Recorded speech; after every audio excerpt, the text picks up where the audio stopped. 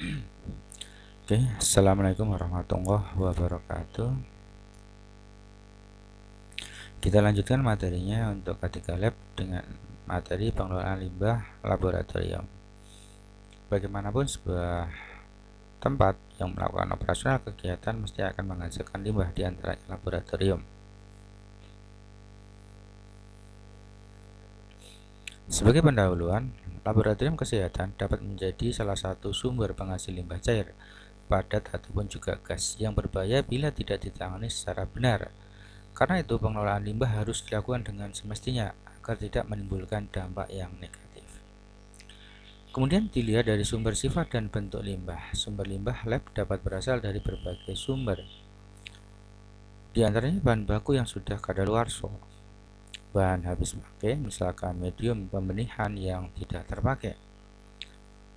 Kemudian produk proses di dalam laboratorium, misalkan sisa spesimen. Kemudian produk upaya penanganan limbah, misalkan jarum suntik dipakai setelah di autoclave. Kemudian sifat limbah digolongkan sebagai berikut: buangan bahan berbahaya dan beracun B3, limbah infektif, limbah radioaktif, dan limbah umum. Kemudian bentuk limbah yang dihasilkan bisa berupa limbah cair, kemudian padat, dan juga limbah gas. Limbah padat bisa berasal dari jarum suntik, misalkan sarung tangan ya, botol spesimen, kemasan reagen, sisa spesimen, ataupun media pembiakan. Kemudian limbah gas dihasilkan dari penggunaan generator sterilisasi dengan etilen oksida, uap air raksa dari termometer yang pecah. Kemudian penanganan dan penampungan. Secara umum dalam pengembangan strategi pengelolaan limbah, arus limbah harus diidentifikasi dan dipilah-pilah. Reduksi keseluruhan volume limbah hendaknya merupakan proses yang rutin. Pilah-pilah dan reduksi volume limbah klinis merupakan syarat keamanan yang penting untuk petugas pembuangan sampah, petugas emergensi, dan juga masyarakat. Pilah-pilah dan reduksi volume limbah hendaknya mempertimbangkan hal-hal diantaranya kelancaran penanganan dan penampungan limbah, pengurang limbah, jumlah limbah yang memerlukan perlakuan khusus dengan pemisahan limbah B3 dan non B3. Diusahakan sedapat mungkin menggunakan bahan kimia non B3. Pengemasan dan pemberian label yang jelas dari berbagai jenis limbah untuk mengurangi biaya, tenaga kerja, dan pembuangan. Pemisahan limbah berbahaya dari semua limbah pada tempat penghasil limbah merupakan kunci pembuangan yang baik. Dengan limbah berada dalam kantong atau kontainer yang sama, untuk penyimpanan, pengangkutan, dan pembuangan akan mengurangi kemungkinan kesalahan petugas dan penanganannya. Kemudian berikutnya penampungan. Sarana penampungan untuk limbah harus memadai, diletakkan pada tempat yang tepat, aman, dan higienis. Faktor-faktor tersebut perlu mendapat perhatian dalam pengembangan seluruh strategi pembuangan limbah untuk rumah sakit. Pemadatan adalah cara yang efisien dalam penyimpanan limbah yang bisa dibuang dengan landfill. Namun, pemadatan tidak boleh dilakukan untuk limbah infeksius dan limbah benda tajam. Tapi limbah infeksius biasanya nanti akan dibakar di insenerator. Kalau tidak punya insenerator, maka perlu kerjasama dengan pihak ketiga, di mana pihak ketiga itu mempunyai izin operasional untuk pemusnahan limbah dari Kementerian Lingkungan Hidup. Kemudian berikutnya pemisahan limbah. Untuk memudahkan mengenai berbagai jenis limbah yang akan dibuang adalah dengan cara menggunakan kantong berkode. Umumnya menggunakan kode warna, tetapi penggunaan kode tersebut perlu perhatian secukupnya untuk tidak sampai menimbulkan kebingungan dengan sistem yang lain yang mungkin juga menggunakan kode warna. Ya, terjadi tumpang tindih atau overlap dengan yang lain ya. Jadi bingung, ini warnanya merah, ini biru, atau ini kuning, dan sebagainya. Misalkan kantong untuk linen biasa, linen kotor, dan linen terinfeksi di rumah sakit dan tempat-tempat perawatan. Kode warna yang disarankan limbah klinis di bawah ini. Misalkan kantong warna hitam itu untuk jenis limbah rumah tangga biasa. Ini biasanya dari dapur ya. Tidak digunakan untuk menyimpan atau mengangkut limbah klinis. Ini khusus ya. Untuk kantong hitam biasanya dari dapur. Kemudian kantong kuning, semua jenis limbah yang akan dibakar. Ini biasanya infeksius ya, seperti jarum suntik, kemudian sarung tangan, ya, kemudian cap penutup kepala. Ya. Kemudian kuning dengan strip hitam, jenis limbah yang sebaiknya dibakar tetapi bisa juga dibuang ke sanitary landfill bila dilakukan pengumpulan terpisah dan pengaturan pembuangan.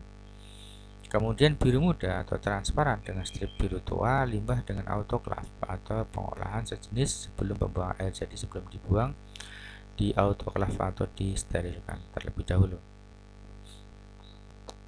Kemudian standarisasi kantong dan kontainer pembuangan limbah. Keberhasilan pemisahan limbah tergantung kepada kesadaran, prosedur serta jenis keterampilan petugas sampai pada semua tingkatan. Keseragaman standar kantong dan kontainer limbah punya keuntungan, diantaranya mengurangi biaya dan waktu pelatihan staf yang dimutasikan antar instansi atau antara unit, ya. Meningkatkan keamanan secara umum baik pada pekerja di lingkungan rumah sakit maupun pada penanganan limbah di luar rumah sakit. Kemudian juga pengurangan biaya produksi kantong dan kontainer.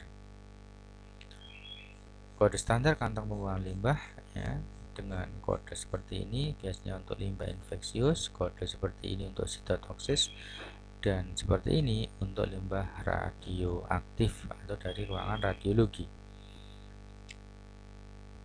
Kemudian pengelolaan limbah.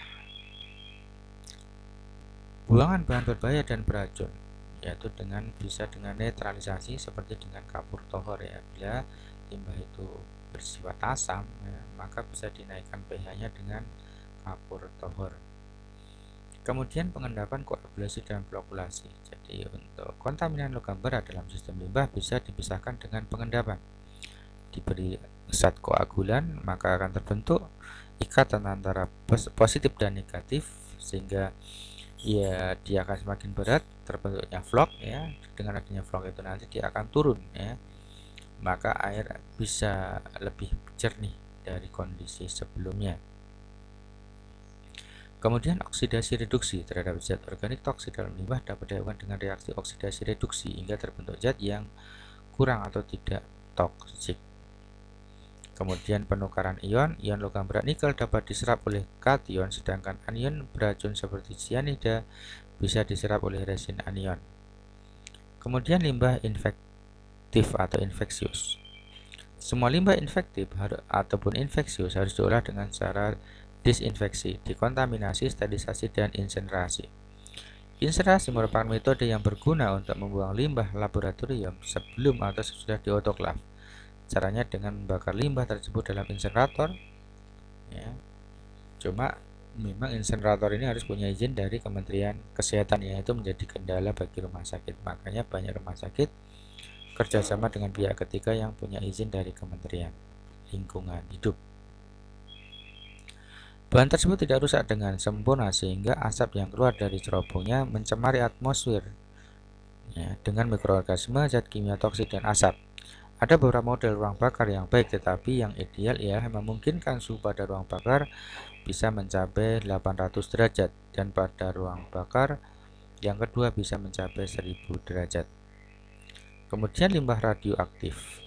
Masalah pengelolaan limbah radioaktif dapat diperkecil dengan memakai radioaktif sekecil mungkin, menciptakan disiplin kerja yang ketat, dan menggunakan alat yang mudah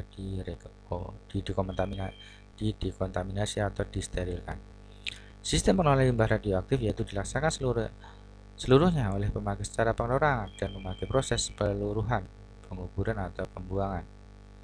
Dilaksanakan secara kolektif oleh instansi pengelolaan limbah radioaktif seperti badan yang punya kewenangan, Badan Teknologi Atom Nasional. Kemudian pengolahan limbah radioaktif dibedakan berdasarkan bentuk cairan, padat dan gas, kemudian tinggi rendahnya tingkat radiasi, kemudian tinggi rendahnya aktivitas, panjang pendeknya atau waktu paruh, dan sifat dapat dibakar atau tidaknya. Cara pengelolaan limbah berdasarkan bentuk, misalkan limbah cair sebelum diolah harus dikumpulkan dalam wadah khusus yang terbuat dari plastik. Tidak dibenarkan menggunakan wadah dari gelas karena dapat pecah ya, bahaya. Jika limbah mengandung pelarut organik, wadah harus terbuat dari bahan baja anti karat. Limbah cair dapat dibuang ke seluruh pembuangan jika memenuhi syarat, diantaranya konsentrasi limbah radioaktif berada di bawah nilai batas yang diizinkan, limbah radioaktif beraktivitas tinggi dan memiliki waktu paruh lebih kecil dari ataupun kurang dari 30 hari, mudah larut dan tersebar dalam air. Kemudian limbah radioaktif beraktivitas rendah dianjurkan sampai mencapai nilai batas yang diizinkan. Kemudian limbah padat. Limbah padat harus dikumpulkan dalam kotak limbah yang tertutup, dapat dibuka dengan kaki dan diinjak maksudnya dengan kaki untuk membukanya.